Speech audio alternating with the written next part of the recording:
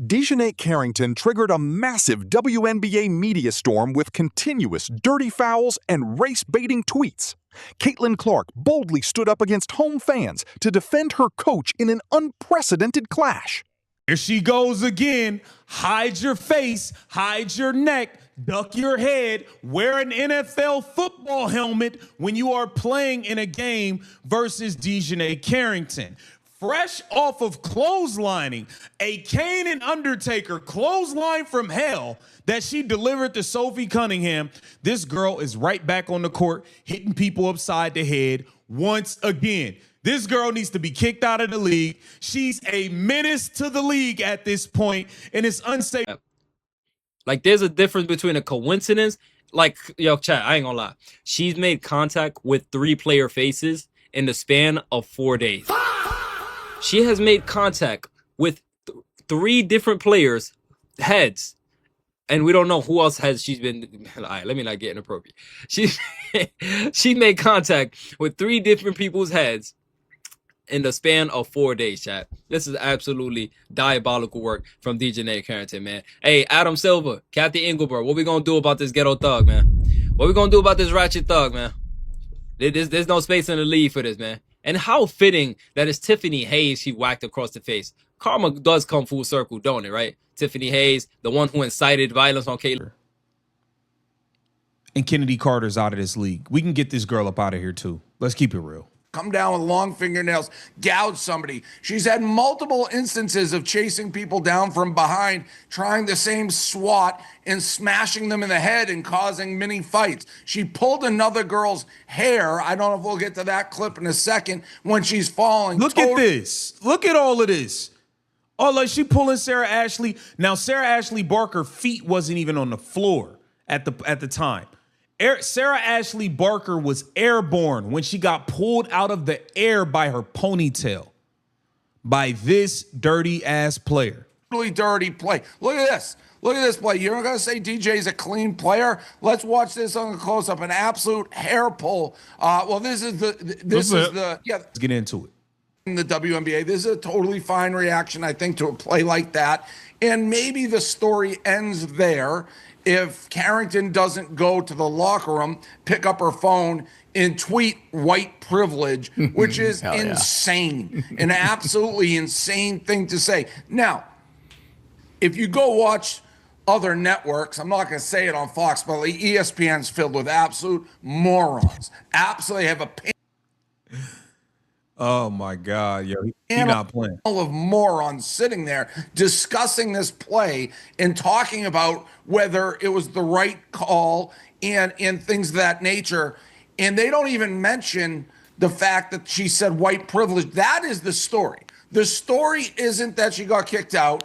It's that she tweeted out white privilege as though because Sophie Cunningham is white, somehow that's why. So she makes 30 plays. Now, where this thing gets absolutely bananas is when you start making it into a race and culture war, and the people talking about it are not mentioning 99% of the time that she went back and tweeted white privilege. White privilege how? You made a dirty play. Sophie Cunningham, everyone's putting up clips of her like tackling a player on a drive, defending Caitlin, you say. Well, she got kicked out of the game for that too and didn't say anything after. So when you have commentators like Cheryl Reeves, who I like, L. Duncan, I'm putting some of the names down, who are like conservatives are trying, an outside force trying to hijack the WNBA and trying to make everything about race and trying to make it a culture war. No, it's you. It's you guys. And I'm not saying specific, but yes, to Carrington, you specific.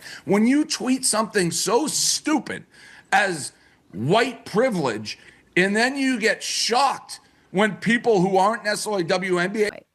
I think our world is just like, we love to hate. We love to divide. Like, that's all we want to do. Like, nobody wants to see each other succeed. And I think that's a really painful thing for myself to watch. I feel like we need to do a better job at uplifting each other. And I can assure you there was no way we were losing this game tonight. And I told her that before the game. Like, there was no way we were losing this game for her. And, you know, it's tough. Like, that's my head coach. Like, I hated that our fans booed her before the game. That made me a little sick, to be honest. And you can disagree and this and that, and I get it. It's professional sports. People are going to boo, but like at the end of the day, that's our head coach, and we're going to ride for her, and we're always going to have our back, and that's never going to tear our locker room apart. So I just love her, and I feel for her because I know it can be a lot at times, and she does a great job a lot of times blocking it out, but there's other moments where it can get under your skin, and that's just being human, and that's just life.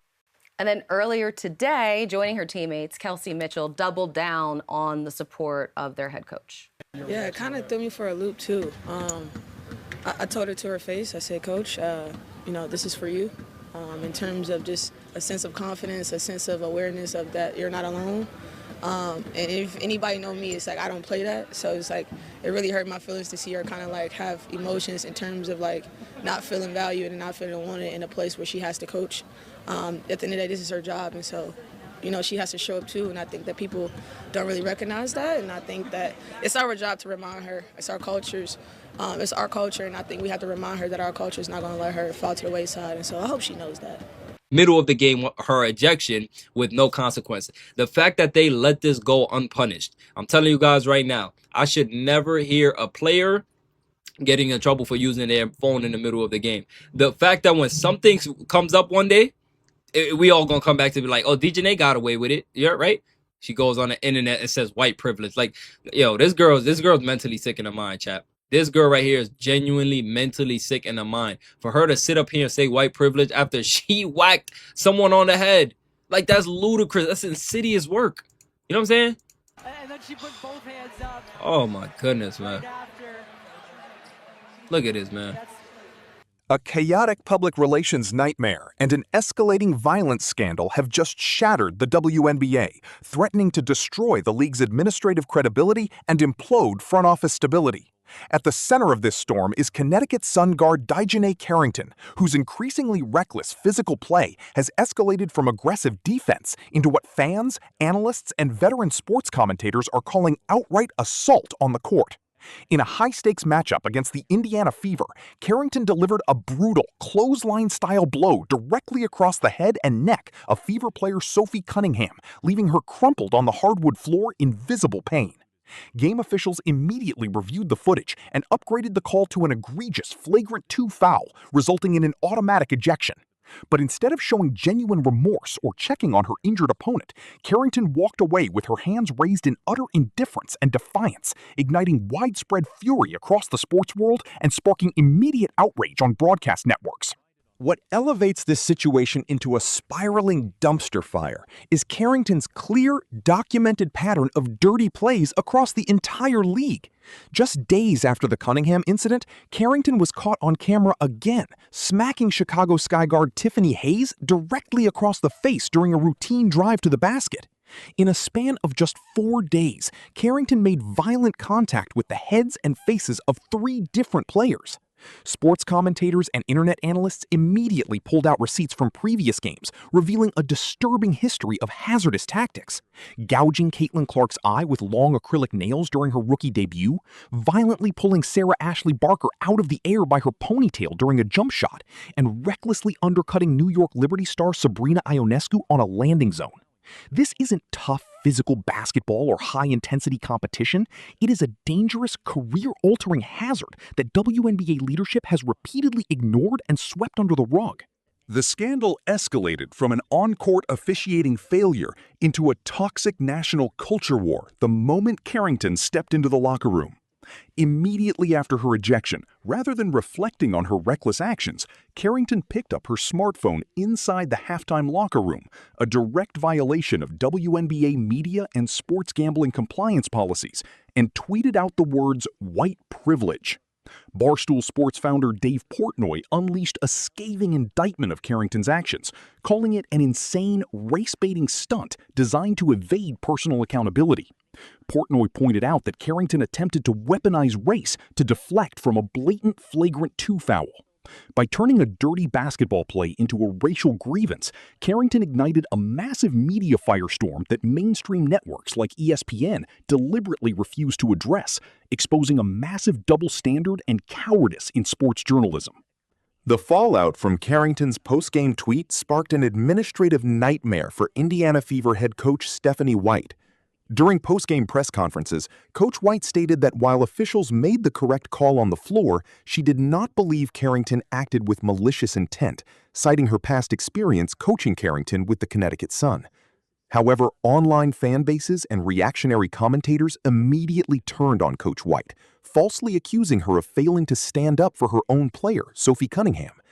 The online harassment became so intense that prior to the Fever's home game against the New York Liberty, Indiana Fever fans actually booed their own head coach during pregame introductions. This toxic fan behavior exposed how online outrage mobs are hijacking the WNBA, attacking a veteran head coach who has led the Fever to 7 victories in their last 9 games during their best stretch of the season. Standing tall against the hostile home crowd, Indiana Fever head coach Stephanie White delivered an emotional mic-drop press conference, declaring that she rides with her players 10 toes down and telling critics who question her integrity to go straight to hell. But the moment of true leadership came from superstar Caitlin Clark and veteran guard Kelsey Mitchell. Following an impressive victory over the Liberty, Caitlin Clark publicly called out her own home fans, stating that hearing Fever supporters boo their head coach made her sick to her stomach. Clark made it crystal clear that the locker room stands united behind Coach White and will never let outside noise divide them. Mitchell echoed Clark's sentiment, declaring that Indiana Fever culture will never allow their coach to fall to the wayside, proving that true athletic leaders rally around their team when media chaos and online mobs attempt to tear them apart. The entire Carrington media meltdown exposes a profound leadership failure at the top of the WNBA executive suite. Commissioner Kathy Engelbert and league executives have allowed bad faith actors, double standard reporting, and dangerous physical plays to dominate headlines instead of protecting top-tier athletic talent. When a player can repeatedly strike opponents in the head, violate league phone policies during games, and ignite racial culture wars without facing suspensions, the league loses all credibility. The exploding popularity driven by Caitlin Clark and elite athletic performance across the WNBA deserves airtight governance, clear biological rules, and strict administrative discipline. Until executive leadership enforces strict disciplinary boundaries and bans repeat offenders from endangering players, the WNBA will remain trapped in a self-inflicted public relations disaster that threatens its long-term financial future.